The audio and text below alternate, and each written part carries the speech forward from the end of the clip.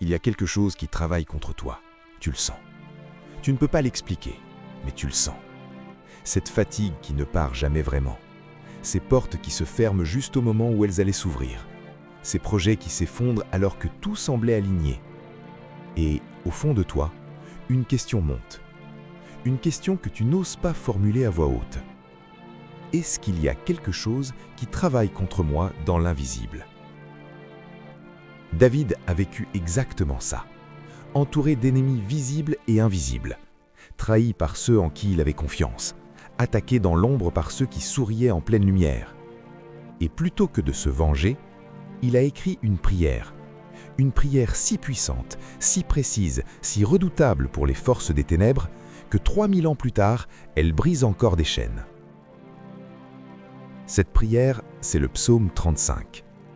Et ce que je vais te montrer aujourd'hui, c'est que ce texte vieux de 3000 ans n'est pas un texte historique poussiéreux. C'est une arme spirituelle. C'est une prière de combat. C'est le cri d'un homme qui a compris quelque chose d'extraordinaire, que Dieu lui-même peut prendre les armes pour le défendre. Alors, installe-toi, parce que ce que tu vas entendre va peut-être changer ta façon de prier pour toujours.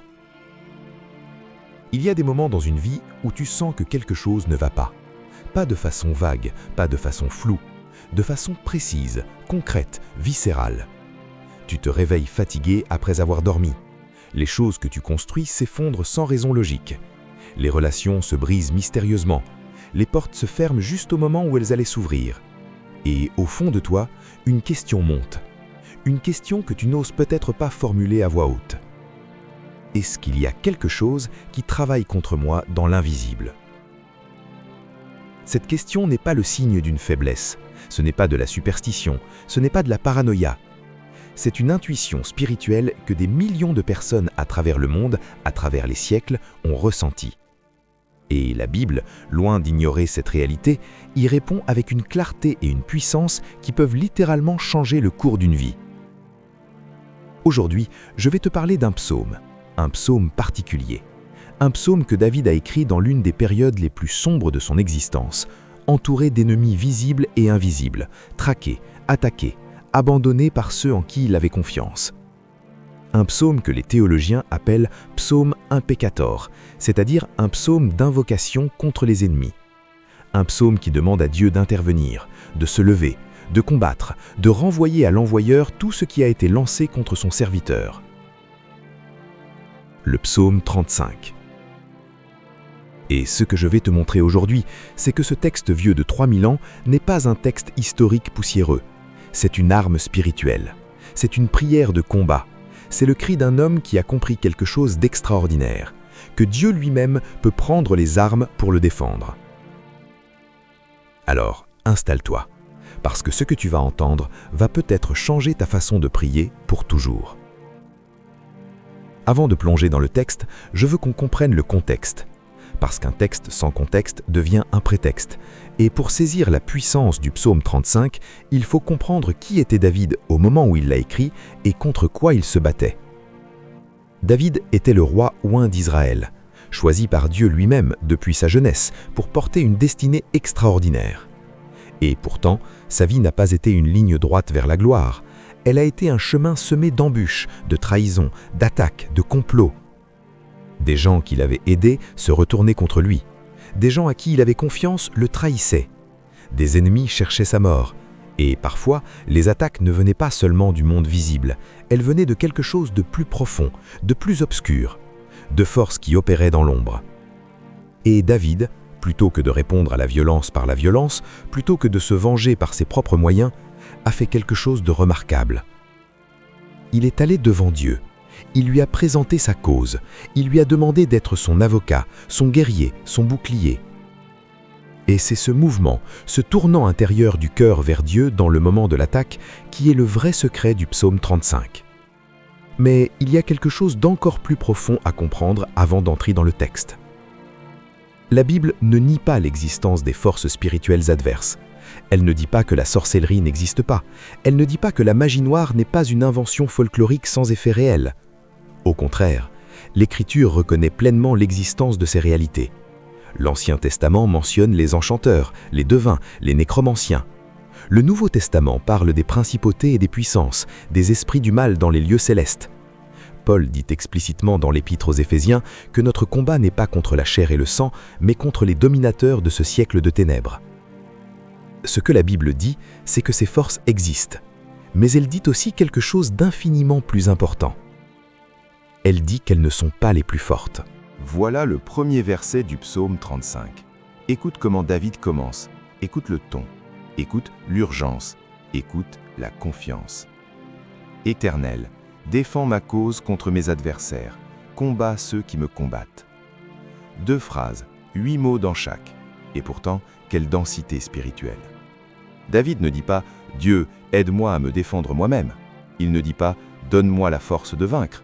Il dit quelque chose de beaucoup plus radical. Il dit « Prends ma cause, fais-en la tienne. Toi, combats à ma place ». C'est ce qu'on appelle en théologie la substitution défensive.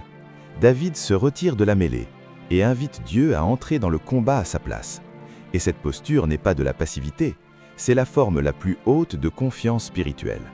C'est reconnaître que certains combats dépassent notre capacité humaine, que certains adversaires ne peuvent pas être vaincus par nos propres forces, et que Dieu, lui, est capable de ce que nous ne sommes pas. Quand tu as affaire à de la sorcellerie, à de la magie noire, à des œuvres des ténèbres lancées contre toi, tu ne peux pas combattre cela avec tes seules ressources naturelles. Tu ne peux pas raisonner avec une malédiction. Tu ne peux pas négocier avec un esprit mauvais.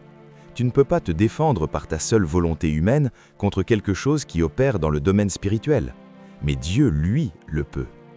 Et c'est précisément ce que David lui demande.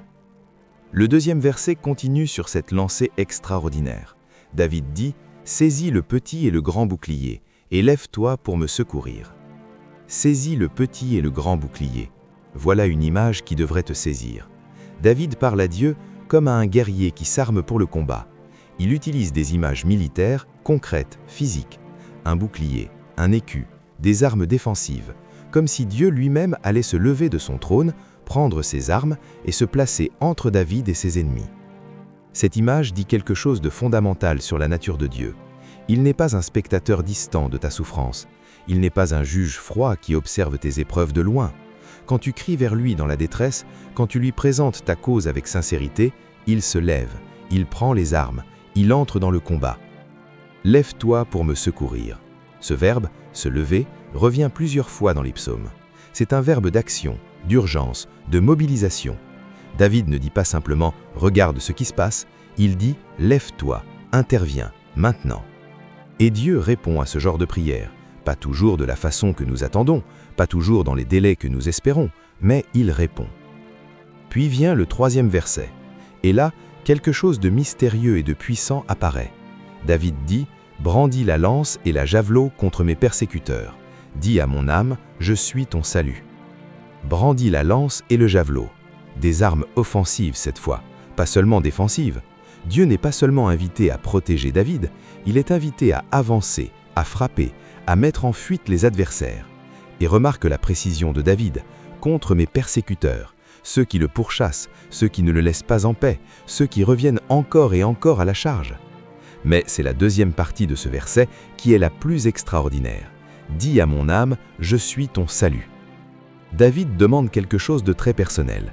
Il demande à Dieu de lui parler directement, à son âme, pas à son intellect, pas à sa compréhension théologique, à son âme, à l'endroit le plus profond et le plus vulnérable de son être. Parce que quand tu es sous attaque spirituelle, ce n'est pas seulement ton corps qui souffre, ce n'est pas seulement ta vie pratique qui est perturbée, c'est ton âme qui est touchée, c'est ta paix intérieure qui est érodée, c'est ta certitude d'être aimé et protégé de Dieu qui est mise à l'épreuve. Et Dieu, dans sa grâce, peut parler directement à cet endroit-là. Il peut dire à ton âme, dans le silence, dans la nuit, dans le creux de ta détresse, « Je suis ton salut. Je suis là. Je n'ai pas abandonné le terrain. Je n'ai pas oublié ton nom. Je suis encore ton défenseur. » Les versets 4 à 6 du psaume 35 constituent l'un des passages les plus directs et les plus puissants de toute la Bible en ce qui concerne le principe de « retour à l'envoyeur ». Écoute attentivement. David dit « Qu'ils soient confondus et couverts de honte ceux qui en veulent à ma vie. Qu'ils reculent et soient dans la confusion ceux qui méditent mon malheur. Qu'ils soient comme la balle devant le vent, avec l'ange de l'Éternel pour les chasser. que leur chemin soit ténébreux et glissant, avec l'ange de l'Éternel pour les poursuivre. Voilà le principe du retour à l'envoyeur dans toute sa clarté biblique. David ne demande pas d'être vengé par ses propres mains, il ne se lève pas pour frapper lui-même, il présente la cause devant Dieu et demande que ceux que ses ennemis ont préparés pour lui leur reviennent dessus. Ce principe n'est pas de la magie, ce n'est pas du mysticisme, c'est de la justice divine. C'est reconnaître que Dieu est juste, que le mal ne restera pas impuni et que celui qui creuse une fosse pour son prochain y tombera lui-même. Le livre des Proverbes le dit clairement, la malédiction sans cause n'atteint pas son but. En d'autres termes, une malédiction lancée injustement contre quelqu'un d'innocent ne peut pas atterrir là où elle visait. Elle retourne à son expéditeur. Elle revient sur celui qui l'a envoyée. Et David, fort de cette certitude, demande à Dieu d'activer ce principe de justice. Que le mal retourne à ceux qui l'ont envoyé. Que les pièges qu'ils ont tendus les capturent eux-mêmes. Que le chemin qu'ils ont tracé pour sa perte devienne leur propre chemin de confusion. Il y a quelque chose de profondément important à comprendre ici. Le psaume 35 n'est pas une prière de haine, ce n'est pas une prière de vengeance personnelle. Ce n'est pas David qui dit « Je veux voir mes ennemis souffrir parce que je les déteste ». C'est une prière de justice, une prière qui remet la cause entre les mains de Dieu et qui lui fait confiance pour traiter la situation selon ses propres normes de droiture et d'équité. Et cette distinction est fondamentale. Quand tu pries le psaume 35 contre les œuvres des ténèbres, contre la sorcellerie, contre la magie noire, tu ne te places pas toi-même dans la position du juge, tu ne décides pas toi-même de la punition. Tu te places dans la position de quelqu'un qui a été attaqué injustement, qui n'a pas les moyens de se défendre seul dans le domaine spirituel et qui se tourne vers le seul juge parfait de l'univers en disant « Toi tu sais, toi tu vois, toi tu es juste, interviens selon ta justice ». C'est une posture d'humilité profonde, paradoxalement. Même dans ce cri de combat, David ne prend pas la place de Dieu, il la lui cède. Les versets 7 et 8 vont encore plus loin. David dit « Car sans raison, ils m'ont tendu leur filet dans une fosse. Sans raison, ils ont creusé une fosse pour ma vie. Que la ruine le surprenne à son insu, que le filet qu'il a caché le prenne lui-même, qu'il tombe dans cette ruine. » Sans raison. Ces deux mots sont importants. David précise qu'il n'a rien fait pour mériter cette attaque. Il n'a pas provoqué ses ennemis. Il n'a pas semé ce qu'il récolte. Il est victime d'une injustice pure, d'une attaque sans fondement, d'une malveillance gratuite. Et souvent c'est le cas avec la sorcellerie et la magie noire. Ceux qui les pratiquent n'ont pas nécessairement une raison valable pour attaquer leur cible. C'est parfois la jalousie, parfois l'envie, parfois une rancune ancienne, parfois simplement le désir de nuire. Mais la victime, elle, n'a rien fait pour déclencher cette guerre. Et dans ce cas-là, le principe biblique est clair. Le filet tendu revient capturer celui qui l'a tendu. La fosse creusée piège celui qui l'a creusée. Le mal envoyé sans cause retourne à son expéditeur. Ce n'est pas David qui le décide, c'est la loi de la justice divine, et David ne fait que demander à Dieu de l'appliquer. Voici maintenant quelque chose que beaucoup de gens manquent dans ce psaume. Quelque chose qui en change complètement la tonalité et qui révèle le vrai cœur de David. Au verset 13, au milieu même de cette prière de combat, David dit quelque chose d'inattendu. Il dit « Pour moi, quand ils étaient malades, je me vêtais d'un sac. Je m'humiliais par le jeûne, et ma prière revenait dans mon sein. Je me conduisais comme envers un ami, comme envers un frère. Je m'inclinais dans la tristesse comme quelqu'un qui pleure sa mère. » Voilà ce que David révèle. Ceux qui l'attaquent maintenant, ceux contre qui il prie, ce sont des gens pour qui il a lui-même prié autrefois. Des gens dont il a pleuré la souffrance, des gens qu'il a accompagnés dans leur deuil, des gens à qui il a témoigné de la compassion et de l'amour. Et maintenant, ces mêmes gens se réjouissent de sa chute. Ces mêmes gens ont retourné son amour contre lui. Ces mêmes gens ont tramé sa perte dans l'ombre après avoir reçu sa bonté à la lumière. Est-ce que tu entends à quel point cette trahison est douloureuse? Est-ce que tu entends la blessure dans la voix de David? Ce n'est pas seulement une attaque extérieure, c'est une trahison intime. Ce sont des gens qui connaissaient son cœur, qui avaient bénéficié de sa générosité, qui ont choisi de retourner cette confiance contre lui. Et c'est souvent comme ça que la sorcellerie opère. Elle ne vient pas toujours d'étrangers, elle vient parfois de gens proches, de gens qui te connaissent, de gens qui ont accès à des informations sur toi, de gens qui ont partagé ta table, ton intimité, ta confiance.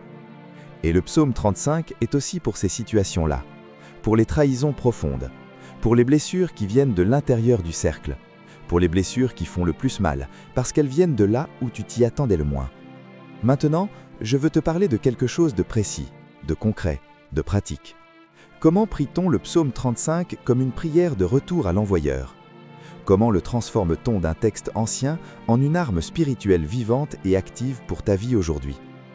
Il y a plusieurs éléments essentiels, et chacun d'eux est ancré dans le texte lui-même.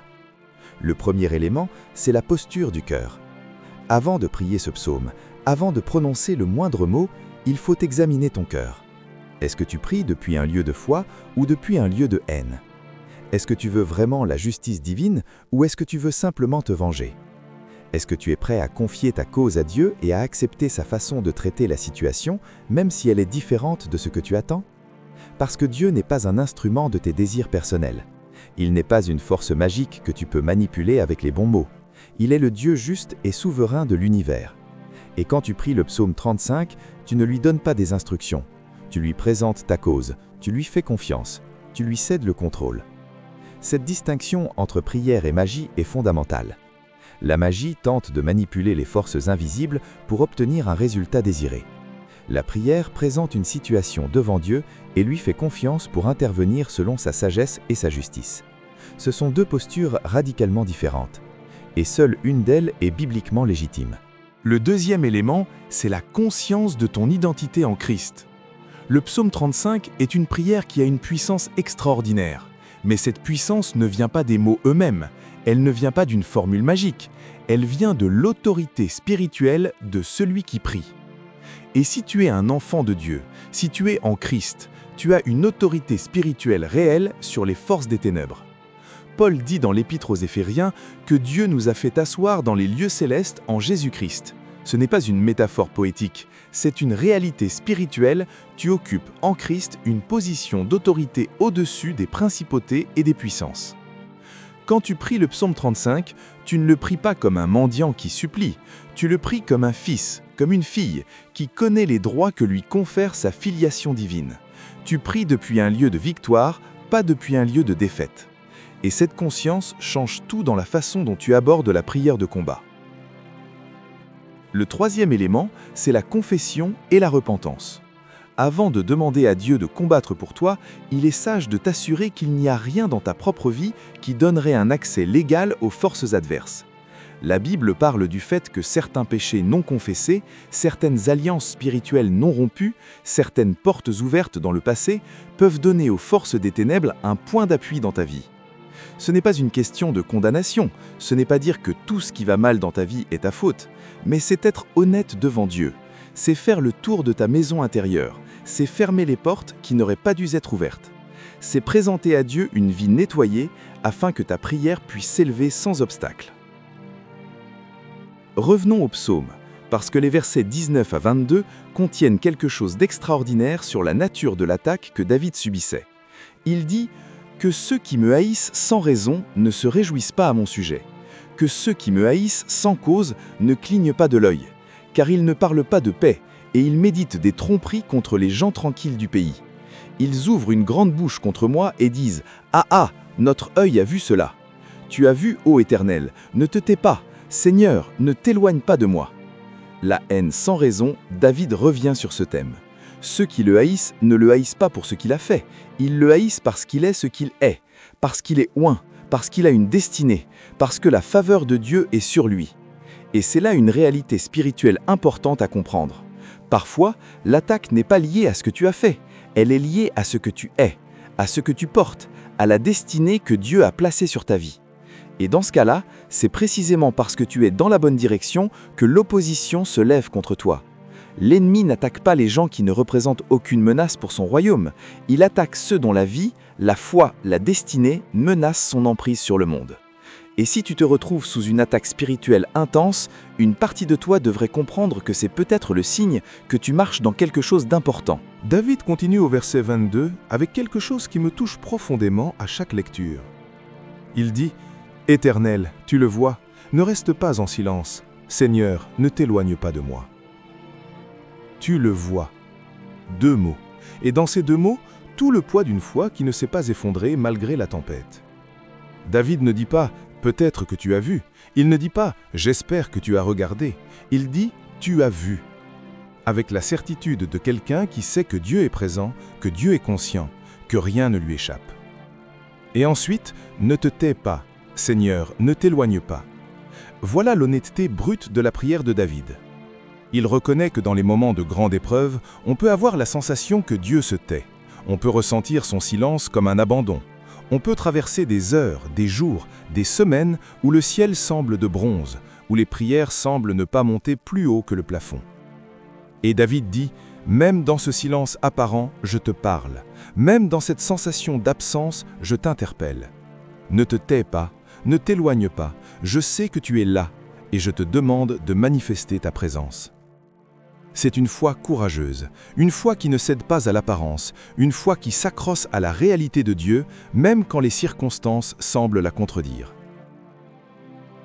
Les versets 23 et 24 sont un tournant dans le psaume. Après avoir décrit l'attaque, après avoir présenté sa cause, après avoir crié vers Dieu dans l'urgence, David dit « Réveille-toi et lève-toi pour mon jugement, mon Dieu et mon Seigneur pour ma cause. Juge-moi selon ta justice, ô Éternel mon Dieu, et qu'il ne se réjouisse pas à mon sujet.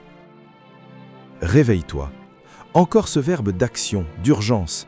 David parle à Dieu comme à un guerrier qui sommeille et qu'on secoue pour lui dire « Le combat est là, l'ennemi est à la porte, il faut agir. » Bien sûr, Dieu ne dort pas. Le psaume 121 dit explicitement « Celui qui garde Israël ne sommeille pas et ne dort pas. » Mais David utilise ce langage pour exprimer l'urgence de sa situation. Il dit « La situation est si pressante que si tu avais pu dormir, ce serait le moment de te réveiller. » Et « Lève-toi pour mon jugement ». Encore ce mot « jugement ». Ce n'est pas de la vengeance que David réclame, c'est un jugement équitable. C'est demander que la cause soit examinée, que la vérité soit mise au jour, que la justice soit rendue. Il y a une énorme différence entre la vengeance et le jugement. La vengeance dit « Fais-leur du mal parce qu'ils m'en ont fait ». Le jugement dit « Examine la situation avec tes yeux parfaits et rends un verdict selon ta droiture ». La vengeance est personnelle, émotionnelle, partiale. Le jugement est divin, objectif, parfait. Et quand tu pries pour ta délivrance contre les œuvres des ténèbres, tu pries pour le jugement de Dieu, pas pour ta propre vengeance. Tu lui demandes d'être lui-même l'arbitre de cette situation, et tu lui fais confiance pour le faire avec une sagesse et une équité que toi, tu ne possèdes pas. Il y a maintenant quelque chose que je veux te dire directement, avec toute la franchise que ce sujet mérite. Il y a des personnes qui regardent cette vidéo et qui vivent en ce moment même sous l'effet d'une attaque spirituelle réelle. Pas imaginée, pas symbolique, réelle. Des choses inexplicables, des blocages persistants, des rêves troublants, des sensations physiques inexpliquées, des coïncidences trop nombreuses pour être des coïncidences, des séries de malheurs qui défient toute logique. Et à ces personnes, je veux dire ceci. Tu n'es pas seul, tu n'as pas à rester sous cette attaque. Il y a une protection disponible pour toi. Il y a une puissance à ta disposition qui dépasse infiniment tout ce que les ténèbres peuvent lancer contre toi. Le nom de Jésus-Christ n'est pas un mot magique, ce n'est pas une formule que tu prononces mécaniquement en espérant un effet automatique. C'est un nom qui porte en lui toute l'autorité du Fils de Dieu. Un nom devant lequel, dit Paul aux Philippiens, tout genou fléchira dans les cieux, sur la terre et sous la terre. Un nom que Jésus lui-même a donné à ses disciples comme instrument d'autorité spirituelle. Il dit « En mon nom, vous chasserez les démons ». Et le psaume 35, prié avec foi, dans la conscience de qui tu es en Christ, dans la certitude que Dieu est juste et qu'il voit tout, ce psaume peut devenir dans ta bouche un instrument de délivrance extraordinaire. Continuons dans le texte. Les versets 27 et 28 sont la conclusion de ce psaume de combat. Et cette conclusion dit quelque chose que beaucoup n'auraient pas prévu. David dit « Qu'ils aient de l'allégresse et de la joie, ceux qui prennent plaisir à mon innocence. » Et que sans cesse ils disent « Exalté soit l'Éternel, qui veut la paix de son serviteur. » Et ma langue célébrera ta justice, elle dira tous les jours ta louange. La conclusion n'est pas la destruction de l'ennemi. La conclusion, c'est la louange. Après tout ce combat, après toutes ces prières de délivrance, après avoir crié vers Dieu dans l'urgence et la douleur, David finit par « Ma langue célébrera ta justice, elle dira tous les jours ta louange. » Voilà la destination finale du psaume 35. Pas la victoire militaire, pas l'humiliation des ennemis, pas la satisfaction d'avoir eu raison, mais la louange, le retour à Dieu, la reconnaissance que lui seul mérite d'être exalté, que c'est lui qui a combattu, que c'est lui qui a remporté la victoire, et que la réponse à tout ce qu'il a fait, c'est une vie entière de témoignage de sa fidélité. Et cette conclusion change tout dans la façon dont tu entres dans cette prière. Tu n'entres pas dans le psaume 35 pour obtenir quelque chose pour toi-même. Tu entres dans le psaume 35 pour te placer sous l'autorité du Dieu juste et pour le laisser agir de façon à ce que, à la fin, ce soit lui seul qui reçoive la gloire. Je veux maintenant te donner quelque chose de concret, une façon de prier ce psaume dans ta vie quotidienne, contre tout ce qui a pu être envoyé contre toi dans l'invisible. Tu commences par te placer dans la présence de Dieu. Pas mécaniquement, réellement. Tu prends le temps de te souvenir qui il est. Créateur de l'univers, juge parfait, père aimant, guerrier qui combat pour ses enfants. Tu te souviens de qui tu es en lui, enfant adopté, héritier, porteur d'une autorité donnée par Christ. Puis tu présentes ta cause, sans hystérie, sans panique, avec la dignité de quelqu'un qui connaît ses droits spirituels. Tu dis, « Père, tu vois ma situation. Tu vois ce qui a été lancé contre moi dans l'invisible. Je ne peux pas me battre seul contre cela. Mais toi, tu le peux. Et je te demande d'intervenir. » Tu pries les paroles du psaume 35 dans leur sens profond, pas comme une incantation, mais comme une vérité que tu proclames sur ta situation. Tu déclares que tout filet tendu contre toi revient à son expéditeur, que tout mal envoyé sans cause ne peut pas atterrir là où il visait, que l'ange de l'Éternel poursuit et disperse ce qui cherchait à te détruire. Et tu conclus par la louange, avant même d'avoir vu le résultat, avant même d'avoir constaté la délivrance. Tu loues Dieu pour sa fidélité, pour sa justice, pour sa présence. Parce que la louange est l'expression la plus haute de la foi. Elle dit « Je te fais confiance même avant de voir. Je te remercie même avant d'avoir reçu la réponse. » Il y a une dernière dimension du psaume 35 que je veux explorer avec toi, et c'est peut-être la plus profonde de toutes. Ce psaume a été écrit par David, mais dans la tradition chrétienne, David est une figure prophétique du Christ. Et plusieurs passages du psaume 35 sont explicitement cités dans le Nouveau Testament comme s'accomplissant dans la vie de Jésus.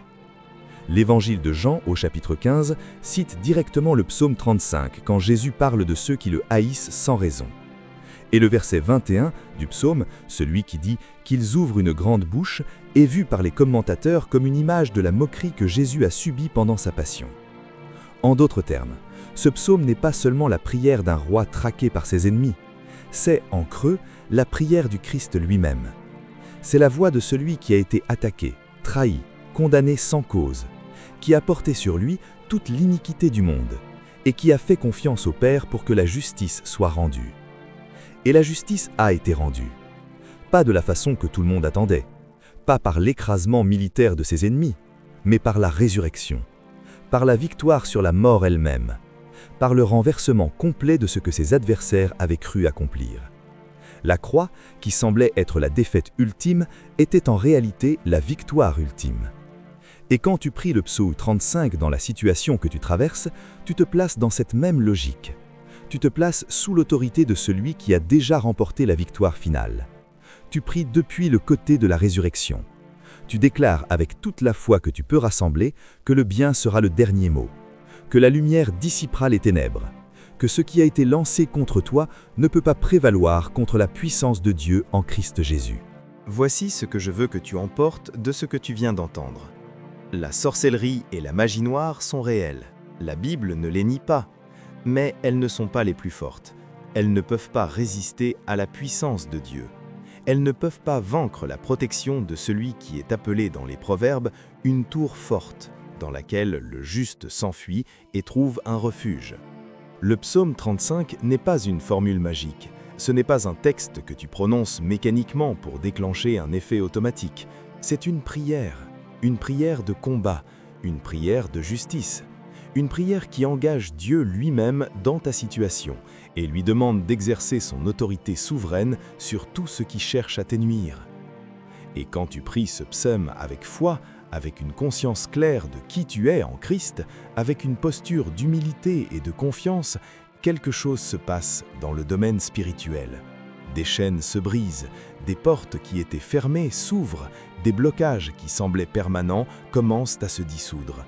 Pas parce que les mots ont un pouvoir magique, mais parce que Dieu répond à la prière sincère de ses enfants. Il y a quelque chose que j'ai gardé pour la fin, quelque chose que je voulais te dire dans les derniers moments de cette réflexion. Si tu traverses une période d'attaque spirituelle intense, si tu sens que quelque chose travaille contre ta destinée, contre ta famille, contre ce que Dieu a planifié pour ta vie, je veux que tu saches une chose. L'intensité de l'opposition que tu vis est souvent proportionnelle à l'importance de ce que tu portes. L'ennemi n'investit pas ses ressources contre des gens qui ne représentent aucune menace pour son royaume. Il attaque ceux dont la destinée, dont la foi, dont l'impact potentiel sur le monde menace ceux qu'il cherche à protéger. Alors, quand l'attaque est forte, rappelle-toi ceci. Ce n'est pas le signe que tu as perdu, c'est parfois le signe que tu es au point de gagner. Ce n'est pas la preuve que Dieu t'a abandonné, c'est parfois la preuve que l'ennemi a peur de ce que tu es en train de devenir. Et dans ce moment-là, tu n'as pas à te défendre seul. Tu n'as pas à porter ce combat seul. Tu n'as pas à trouver en toi-même la force de résister. Tu as un défenseur, un guerrier, un juge parfait. Quelqu'un qui voit tout, qui sait tout et qui a déjà remporté la victoire finale sur tout ce que les ténèbres peuvent produire. Son nom est l'Éternel des armées, et il court vers toi depuis avant même que tu aies commencé à crier. Alors lève-toi, ouvre la bouche, présente ta cause, prie le psaume 35 avec foi, avec dignité, avec la certitude tranquille de quelqu'un qui sait de quel côté se trouve la victoire. Et attends. Parce que le Dieu qui a armé David contre ses ennemis est le même Dieu qui te couvre aujourd'hui. Le Dieu qui a transformé la croix en résurrection est le même Dieu qui peut transformer ta situation la plus sombre en témoignage le plus lumineux. Tout ce qui a été lancé contre toi sans cause retourne à son envoyeur. Et toi, tu avances, libre, protégé, oint.